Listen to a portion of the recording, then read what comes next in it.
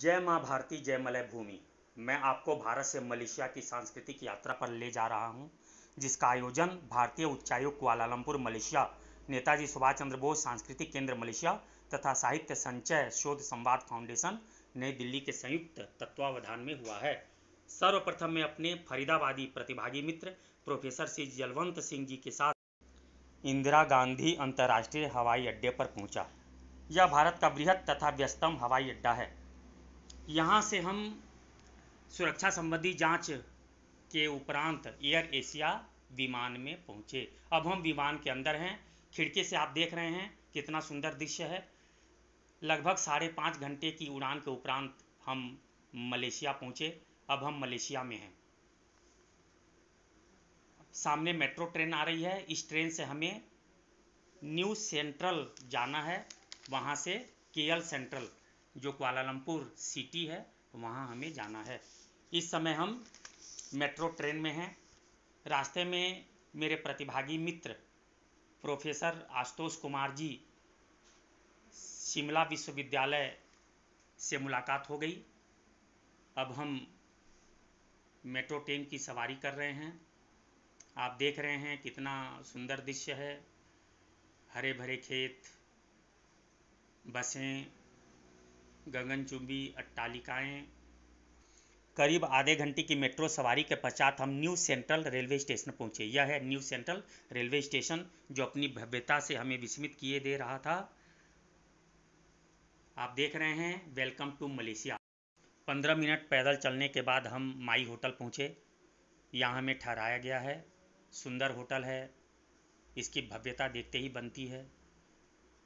यहाँ हम अपने प्रतिभागी मित्रों के साथ रहे। अब हम चलते हैं मलेशिया की राजधानी कुआलालंपुर स्थित भारतीय उच्चायोग में, जहाँ भारत मलेशिया के सांस्कृतिक संबंध पर अंतर्राष्ट्रीय हिंदी संगोष्ठी आयोजित है। अब हम हैं नेताजी सुभाष चंद्र बोस भारतीय सांस्कृतिक केंद्र में। इसी के सभागार में मैं निवेदन करूंगा संगोष्ठी डॉक्टर ज्ञानेश चंद्र जी पांडे से कि आप मंगलाचरण शिवस्तुति का गायन माँ सरस्वती की सरस्वती महाकाय प्रोफेसर मणिमारन सुब्रमण्यम सूर्यकोटि समप्रभा निदेशक नेताजी निर्विघ्नं कुरु सर्वकार्येषु सर्वदा हिंदी के विश्वव्यापी रूप से संवर्धन की गजाननं भूतगणादिसेवितं कपिध्वजं फलचारुभक्षणम् उमासुतं शोकविनाशकाल Namami Vighneshwar पादपद्मम्। Just now I spoke to Madam Ramya. She told me you have the potential to develop the language of Hindi among the Gujaratis here, Marwadis, Maharashtras, and also some other sub-ethnics among Indians are here. So please next time do invite them. Please invite them, and you can able to enrich or empower the language, because they also start losing their language, because there is a Tamilian. I know there are two theories talking about which is oldest language, which theory is the whether Sanskrit or Tamil. This is argument going on since I know how many centuries, but I am not going to talk about it. Sanskrit की कोई हमें नवी छवि दिखानी पड़े तो वो ये खड़ी बोली से जो निखर के आई है वो एक हिंदी है। संस्कृत ऐसी मुझे लगता है कि ऐसी कड़ी है जो सबको बांधता जाता है, भारत के सारे भाषाओं को। लेकिन हिंदी भी एक ऐसी भाषा बन सकती है अगर हम उसको उस स्तर पर उसके उस स्थिति में ले जाए कि वो भी एक कड़ी बन सकती है पूरे भारत को बांधने की। लेकिन ये जो प्रयास ये बहुत बड़ी अच्छी इन्होंने नाम भी रखा है इसका, साहित्य संचय। पहले संचय करो, बाद में उसमें शोध करो, बाद में उसका संवाद भी करो तो कुछ उसमें कोई अर्थ निकलेगा। तो ये साहित्य शोध संचय शोध संवाद जो है, इसके जरिए इस पता चलता है कि हिंदी जो है विश्व के वायुमंडल में गूंज रही है। हिंदी का इतिहास संघर्षशील रहा है। हिंदी और देखो, भारतीय संस्कृति बहुत प्राचीन है। संस्कृत में बहुत प्राचीन भाषा है। संस्कृत भारतीय संस्कृति की वाहिका है और आधुनिक युग में तमिल, तेलुगु, मराठी और हिंदी विशेष करके संवाहिका है। भारत के बाहर 150 विश्वविद्यालयों में हिंदी का अध्यापन हो रहा है। Bharat, Mauritius, Japan, Fiji, Trinidad, Malaysia, Pakistan, Bangladesh, इन देशों में हिंदी का प्रचार हो रहा है। हिंदी साहित्य में चंद्रोपाध्याय की ओजस्विता है। हिंदी में कबीर का रहस्यवाद है। हिंदी में तुलसीदास की भक्ति और मर्यादा है। तो हिंदी में मीराबाई की तन्मयता है। देशों में बसे हुए हमारे प्रवासी भारतवंशी भारतीय अफ्रीका के भाषाविद हैं उनगुंगी ओथियोंगो। अफ्रीका, मलेशिया और भारत एक तल पर विराजमान हैं। ये सभी साम्राज्यवाद के कभी न कभी शिकार रहे हैं। वो क्या कहते हैं? साम्राज्यवाद हथियारों से हमला करने से पूर्व, ध्यान से सुनिए कृपया, साम्राज्यवाद हथियारों से हमला करने के पूर्व सांस्कृतिक आक्रमण करता है, जो उपनिवेश की जन संस्कृति के खिलाफ लंबे समय तक जारी रहता है। भारतीय सांस्कृतिक संबंध परिषद मलेशिया के इस ऐतिहासिक प्रांगण में, सभागार में उपस्थित सभी सम्मान्य विद्वज्जन, मलेशिया के विश्वविद्यालय के डॉक्टर मणिमारन सुब्रमण्यम जी, जिनसे अभी जब मैं यहाँ आरंभ में आया तो आप सभी सुबह कुर्सियों से उठाने सब लोग आपके अभिभूत हैं। यहाँ पर आपके मनसा वाचा कर्मणा हम तीनों से आपको बहुत प्रशंसित करते हैं। आदरणीय विजय कुमार साहिब जी, आप मंच पे सादर आमंत्रित हैं। और पुनः विनम्र निवेदन आपके लिए, कल हमने आपके दर्द को बहुत सुना और उम्मीद करते हैं कि आज आप थोड़ी मुस्कान के साथ अपनी रचनाएं पढ़ें।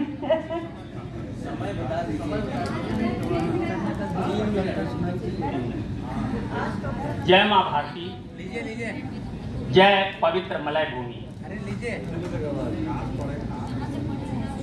गूंजती भारत की जयकार, यही राष्ट्र है जहां हुए अगणित महामानव परम उदार, मानवता के महामंत्र का जिसने किया सोल्लास प्रचार, जीवन वीणा से फुट निकला जहां प्रेम संगीत, मुक्त विश्व के निरस ओठों पर सजे जहां मृदु गीत, निर्निमेष उसी सौम्य प्रतिमा को रहा विश्व निहार, गूंजती भारत की जयकार। इस अंतर्राष्ट्रीय मंच के इस शोध वाचन सत्र के सत्राध्यक्ष महोदय, उपस्थित अतिथिगण, समक्ष विराजमान साहित्यिक एवं श्रोतागण, मुझे इस अंतर्राष्ट्रीय शोध वाचन मंच पर शोध वाचन के लिए आमंत्रित किया गया है। इसके लिए मैं गौरवान्वित हूँ।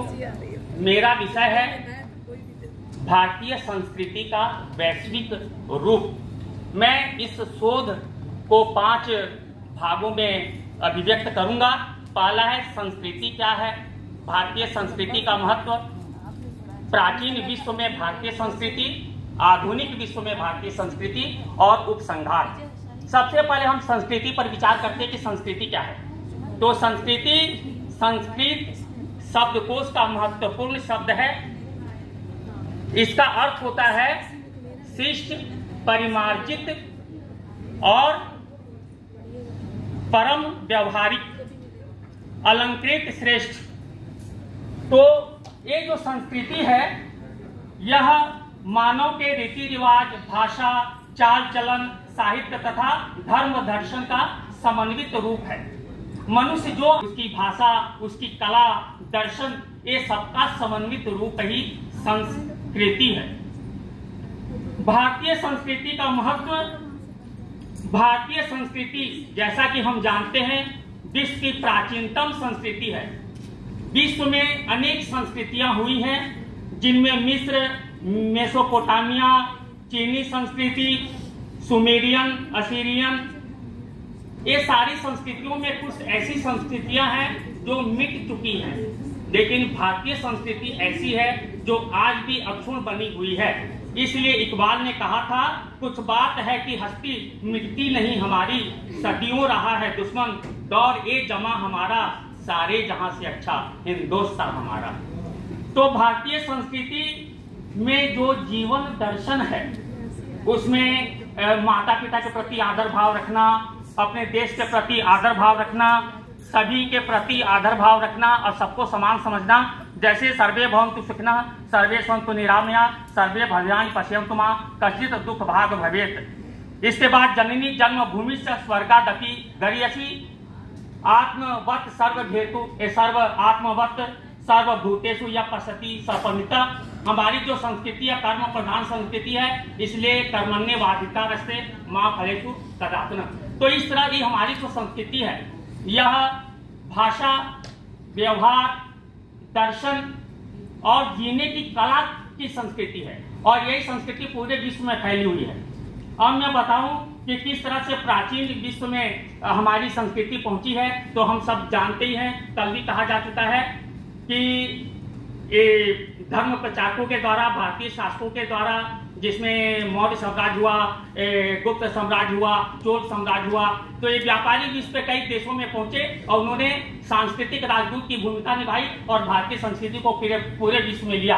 आज वियतनाम, यूगोस्लाविया, चीन, यहाँ तक कि मलेशिया, हर जगह में हम अपनी भारतीय संस्कृति के दर्शन कर सकते हैं। यहाँ के बाटू जो गुफा है, यहाँ शिव की पूजा हो रही है, यहाँ गणेश हैं, शिव हैं, तो ये सब भारतीय संस्कृति का एक परिचायक है। हमारे सांस्कृतिक राजदूत यहाँ पे भारतीय संस्कृति को लेकर आए और आज हम इस संस्कृति को देख रहे हैं। आधुनिक विश्व में जो भारतीय संस्कृति है, इसको हम जानते हैं कि किस तरह से सांस्कृतिक रूप से, राजनीतिक रूप से यह संस्कृति चारों तरफ फैली हुई है।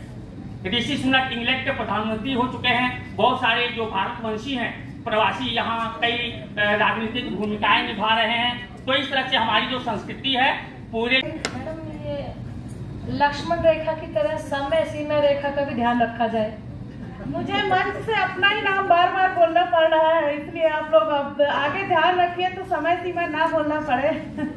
आदरणीय विजय कुमार शाही जी का हम सम्मान कर रहे हैं। ये छत्तीसगढ़ आए हुए हैं और यहाँ मलेशिया में हम उनका सम्मान अपने मंच साहित्य संचय सोच संवाद के द्वारा सम्मानित हो रहे हैं। आदरणीय जटाटवी गलज्जल प्रवाह पावितस्थले गले वलं व्यलंबितां भुजंगतुंगमालिकां डबड्डमड्डबड्डमन्निनादबड्डमर्वयं चकार चंड तांडवं तनोतु नः शिव शिवं जटाकटाह संभ्रम भ्रमन्निलिम्प निर्झरी विलोल वीचि वल्लरी विराजमान मूर्धनि धगद धगद धगद ज्वल ललाट पट्ट पावके किशोर चंद्रशेखरे रति प्रतिक्षणं मम धराधरेन्द्र नंदिनी विलास बंधु बंधुर सुरदिगंत संतति प्रमोदमान मानसे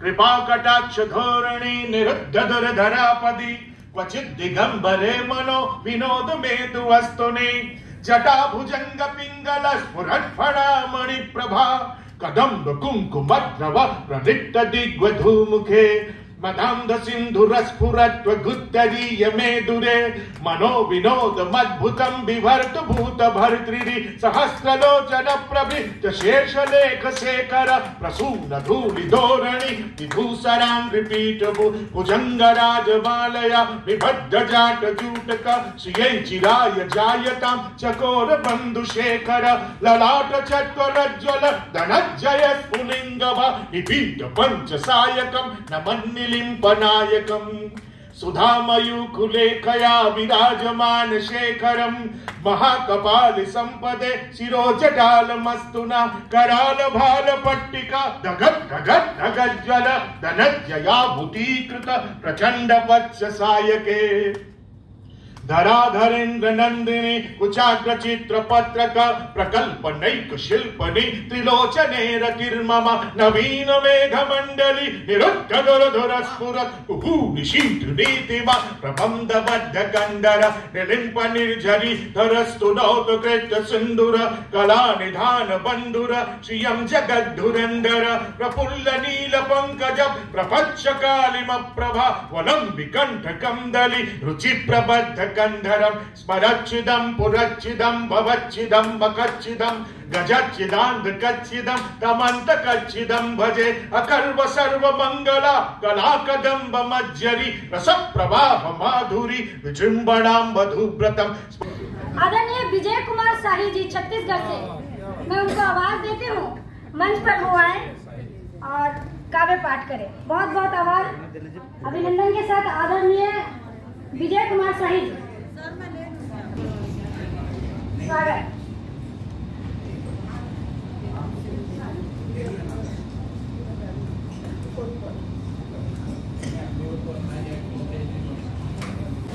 जय मां भारती, जय मलय भूमि।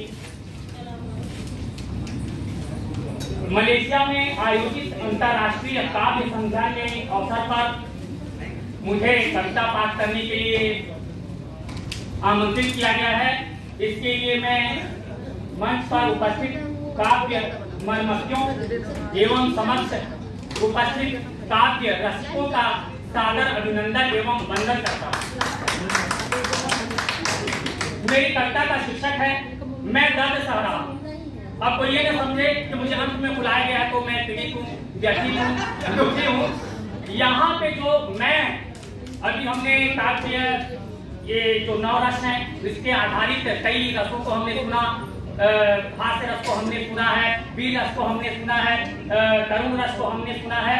तो अभी मैं ये जो कविता प्रस्तुत करने जा रहा हूँ यह मध्य वर्गीय व्यक्ति की पीड़ा है। 3 वर्ग हैं, उच्च वर्ग जिनके पास सब कुछ है वे दुखी नहीं होते, निम्न वर्ग जिनके पास कुछ नहीं है वे दुखी नहीं होते। हम जैसे लोग जो मध्य वर्गीय हैं वे दुखी हैं। अब क्योंकि कई सारी जिम्मेदारियां हमें मिली होती हैं और उन जिम्मेदारियों को निभाते रहते हैं, इसलिए हम दुखी रहते हैं, व्यथित रहते हैं। तो उसी मध्य वर्ग व्यक्ति की पीड़ा को मैंने अपनी इस कविता के द्वारा अभिव्यक्त करने की चेष्टा की है। मैं दर्द सह रहा हूँ, मैं दर्द सह रहा हूँ, घुट घुट कर जी रहा हूँ। मैं दर्द सह रहा हूँ, घुट घुट कर जी रहा हूँ। मुझे खुश न समझिए, मुझे खुश न समझिए, प्याले में जिंदगी है मैं उसको पी रहा हूँ। प्याले में जिंदगी है मैं उसको पी रहा हूँ। हंसता हुआ है चेहरा, हम सभी हंसते रहते हैं क्योंकि हम सभी मध्यवर्गीय व्यक्ति हैं। हंसता हुआ है चेहरा, आंसू मगर है अंदर, ओठों पे हंसी छाई पर दिल से रो रहा हूँ। मैं दर्द सह रहा हूँ। किसे सुनाऊं मैं? मध्यवर्गीय व्यक्ति हमेशा दर्द सहता है, किसको सुनाए, किसके पास जाए, है ना? तो इसके ऊपर मैंने लिखा है किसे सुनाऊं मैं अपने दिल की दास्तां, सुनेंगे तो सभी कमेगा नहीं दर्द, सुनेंगे तो सभी कमेगा नहीं दर्द, सोच कर यही खामोश ही रहा हूँ। मैं दर्द सह रहा हूँ।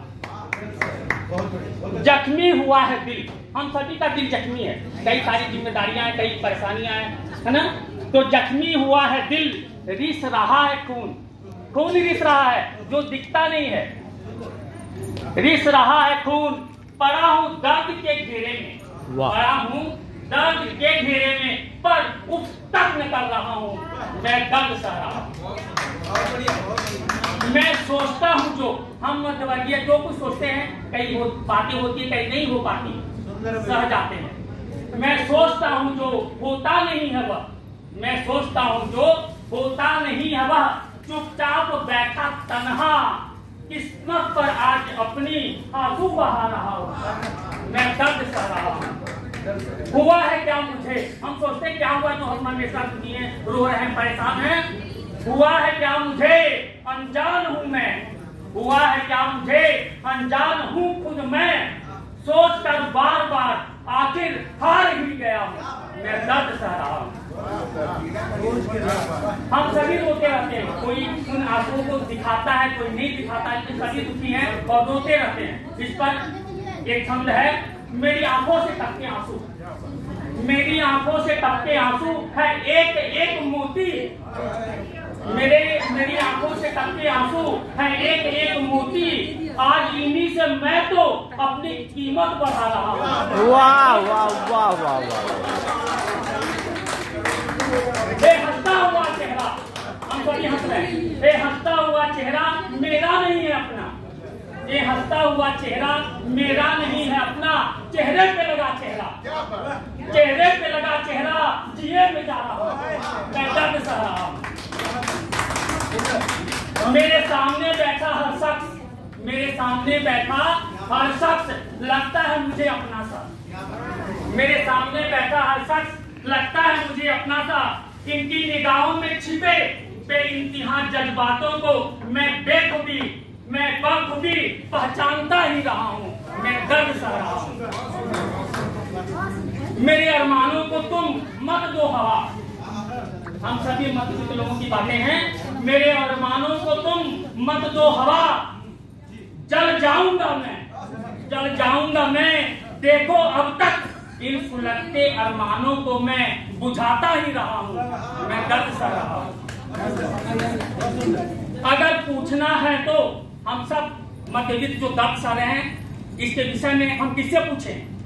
अगर पूछना है तो पूछो इन हवाओं से, अगर पूछना है तो पूछो इन हवाओं से, देंगी एक गवाही, दो पल जीने के लिए, दो पल जीने के लिए हर पल मरता मैं रहा हूँ, मैं दर्द सह रहा हूँ। कौन है, अब मैं दर्द सह रहा हूँ, मैं कौन है, कौन है जो नहीं जानता मुझे, कौन है जो नहीं, कौन है जो नहीं जानता मुझे, बुलाओ उसे यहाँ,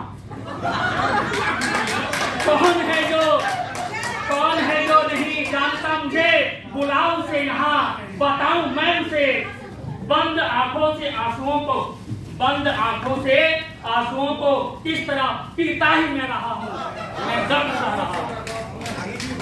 अब क्योंकि समय मिला है तो कुछ हो ही जाए। इंसानों का यह जंगल, शब्दों पर ध्यान दीजिएगा, इंसानों का यह जंगल बना है मेरे लिए दंगल, हम सब मध्यवित्त लोगों के लिए संसार जंगल जैसा है ना। हम यहाँ पे आए, मलेशिया में किस तरह से आए हम सबको पता है।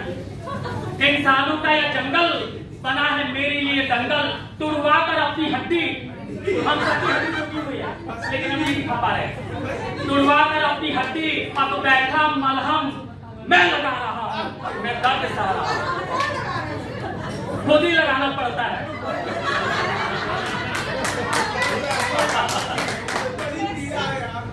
देखो बिठाया है मैंने, देखो बिठाया है मैंने अपनी सांसों पर आज पहरा, देखो बिठाया है मैंने अपनी सांसों पर आज पहरा, है यह बेवफा इतनी, है यह बेवफा इतनी, मरते हुए भी मैं जिए जो जा रहा हूँ। वाह वाह वाह वाह वाह।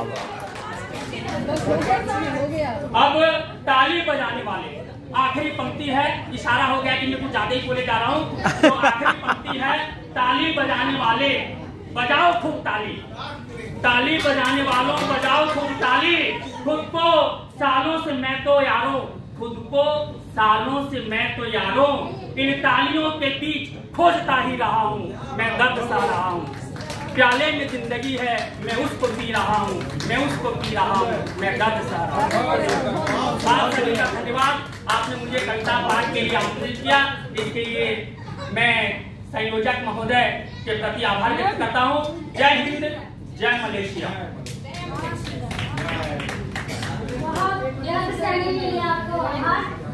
दर्शाने के लिए आवाज। तो मुझे पंक्तियां याद आ रही है कि मौत की शक्ल में जिंदगी हमें आकर मुंह दिखाई देती है, ए खुदा तू जवा अदा कर दे, दर्द तेरी खुदाई देती है, और जुर्म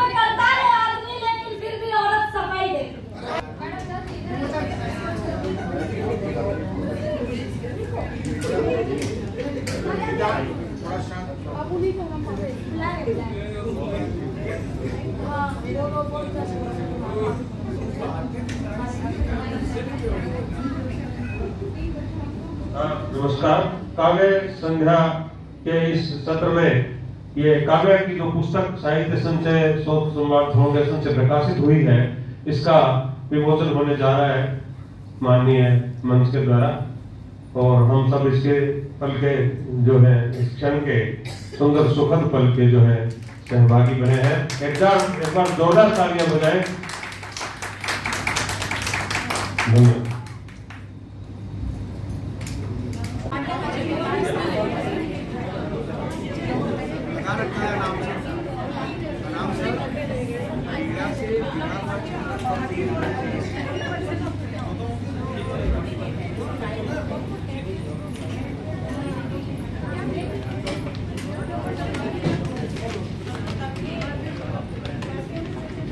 मैं ताकत कलम की जानती हूँ, शब्दों की गरिमा से हूँ वाकिफ मैं ताकत कलम की जानती हूँ, शब्दों की गरिमा से भी हूँ वाकिफ मैं। पन्नों से है जवाबदेही ऐसी, पन्नों से है जवाबदेही ऐसी कि लिखूं वही जो हाशिए के किसी नाम को किस्सों का हिस्सा दे दे, जो हाशिए के किसी नाम को किस्सों का हिस्सा दे दे, क्योंकि किस्से अगर कहे जाएंगे तो सुने भी जाएंगे, इसलिए लिखते रहें और आवाज उठाते रहिए। बहुत बहुत हृदय का द्वार खुला है, साकल लटक रही है जस की तस।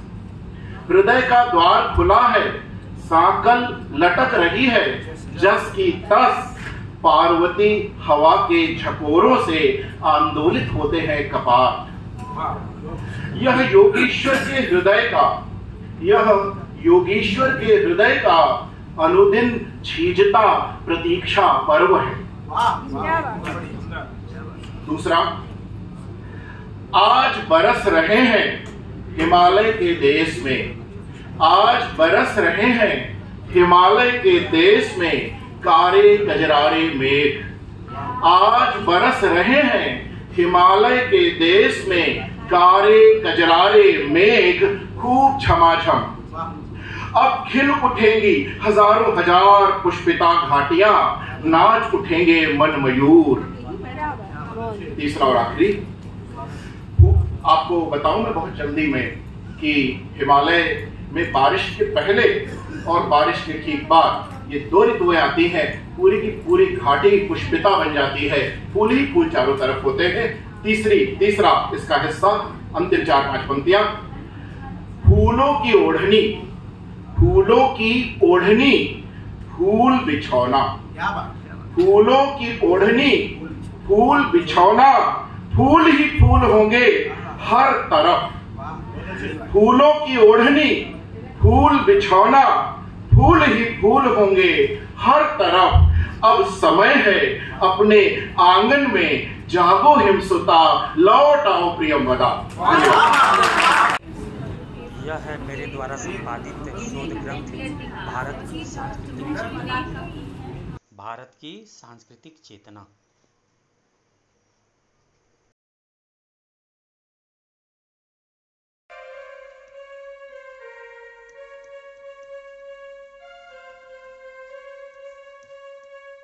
इस अंतर्राष्ट्रीय संगोष्ठी के दौरान हमने मलेशिया के दर्शनीय स्थलों को काफ़ी समीप से देखा। सर्वप्रथम हम मलेशिया के सुल्तान के शाही महल को देखने गए। इस महल को इस्ताना नेगारा कहा जाता है। हमने जापानी सत्ता के विरुद्ध संघर्ष करने वाले क्रांतिकारियों के निमित्त बने शहीद स्मारक को भी देखा। इसे तुगु नेगारा कहते हैं। मलेशिया की पहचान है पेट्रोनस टावर। इसे मलेशिया का ट्विन टावर भी कहा जाता है। इसकी कारीगरी अद्भुत है। यह स्टील का बना हुआ है। रात्रि काल में इसकी जगमगाहट देखते ही बनती है। मलेशिया की दूसरी दर्शनीय जगह है केएल टावर। 421 फुट ऊंचा यह टावर अपनी अद्भुत इंजीनियरिंग के लिए विश्वविख्यात है। हम मलेशिया की राजधानी कुआलालंपुर शहर के केंद्र में पहुंचे। गगनचुंबी अट्टालिकाओं के मध्य मलेशिया का राष्ट्रध्वज अपनी संप्रभुता एवं गौरव का गान कर रहा था। बाटू गुफा, जो मलेशिया में भारतीय संस्कृति का परिचायक है, यहाँ भगवान कार्तिकेय यानी मुर्गन की विशाल प्रतिमा है। यहाँ की रंग बिरंगी सीढ़ियाँ स्वतः ही मन मोह लेती हैं। गुफा के आंतरिक भाग में मुरुगन शिव पार्वती के मंदिर हैं, जहाँ तमिल भाषी प्रवासी पुजारी संस्कृत श्लोक एवं तमिल भजनों के साथ भारतीयता की फूट ली हुई पारंपरिक विधि विधान से पूजा करते हैं। हिंदी गीतों को गुनगुनाते हुए हम मलेशिया के जादुई लोक गेंटिक हाईलैंड पहुँचे, जिसे जेंटिंग हाईलैंड भी कहते हैं। यह पर्वत की ऊंचाई पर बसा हुआ शहर ही है। उड़न खटोले पर सवार होकर हम फिल्मी गीतों पर झूमते हुए इस जादुई लोक वंडरलैंड में पहुंचे। उसे आप छोटा सा चाइना टाउन भी कह सकते हैं। आप यहाँ तुगु नेगारा देख रहे हैं। यह है मलेशिया का ट्विन टावर, पेट्रोनस टावर। यह है मलेशिया की मुद्रा, जो भारतीय मुद्रा से लगभग 20 गुनी अधिक है, यानी वहाँ का 1 रिंगिट